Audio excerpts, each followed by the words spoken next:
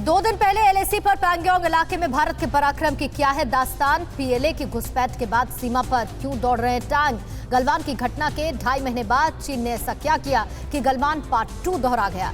देखिए top 9 Galwan part 2।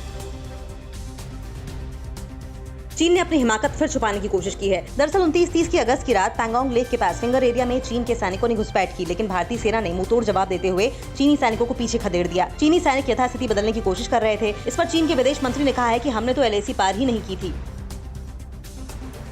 29 अगस्त की रात को चीनी सेना के 500 जवानों ने हालात को बदलने की कोशिश की। यहाँ पर चीनी सैनिक कैंप लगाने की कोशिश कर रहे थे, लेकिन समय रहते ही भारतीय जवानों ने चीनी सेना की इस हरकत को पहचाना और इस कोशिश को नाकाम कर दिया। भारत और चीन के बीच लद्दाख में बढ़े तनाव के मद्देनजर लद्दाख के एलजी आर.के. माथुर ने सोमवार को गृह राज्य मंत्री जी. किशन रेड्डी से मुलाकात की। दिल्ली में नॉर्थ ब्लॉक उनके दफ्तर में जाकर माथुर ने 29 और 30 अगस्त को पैंगोंग में हुई झड़प को लेकर गृह राज्य मंत्री को ताजा हालात से अवगत कराया। साथ ही भारतीय सेना की आगे की रणनीति पर चर्चा हुई। पैंगोंग में चीनी सैनिकों की घुसपैठ के बाद श्रीनगर लेह हाईवे को आम लोगों के लिए बंद कर दिया गया है। अब इस हाईवे का इस्तेमाल सिर्फ सेना के वाहनों के लिए किया जाएगा। लद्दाख बॉर्डर पर तेज हुई हलचल के बाद सोमवार को ये फैसला लिया गया। इसके अलावा पैंगोंग झील के आसपास से लोगों को सुरक्षित स्थानों पर ले जाया गया।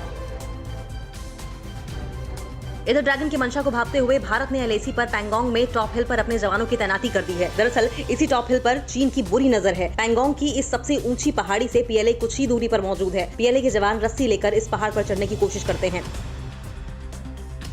बॉर्डर पर जारी तनाव के बीच चीनी वायुसेना हरकत में आ गई। सूत्रों की माने तो चीन का J-20 विमान पिछले कुछ दिनों से सीमा पर गश्त लगा रहा है। ये लड़ाकू विमान चीन के होटान एयरबेस से उड़ान भर रहे हैं। चीनी वायुसेना में J-20 विमान सबसे ताकतवर विमानों में से एक है। सीमा पर राफेल की तैनाती के बाद चीन पूरी तरह से डरा हुआ है।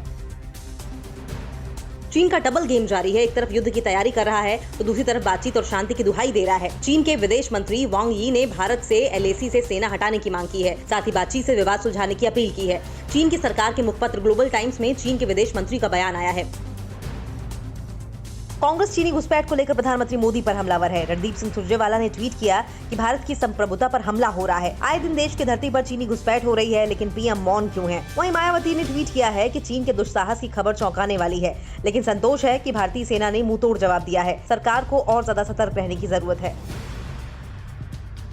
पैंगोंग घटना पर बीजेपी सांसद सुब्रमण्यम स्वामी ने अपनी ही सरकार पर सवाल उठाए। स्वामी ने लिखा, चीन ने भारत के लिए फैसला कर लिया है। दुख है कि सरकार को इसका एहसास नहीं है। हमें चीन को लेकर फैसला करना चाहिए। कठोर बनिए। मैं फिर कहता हूँ, कठोर बने और टेबल पर मत बैठें। 5 साल में शी जिनपिंग के साथ 18 बार बैठने के बाद चीनी भारतीय नेताओं की कोई कदर नहीं करता।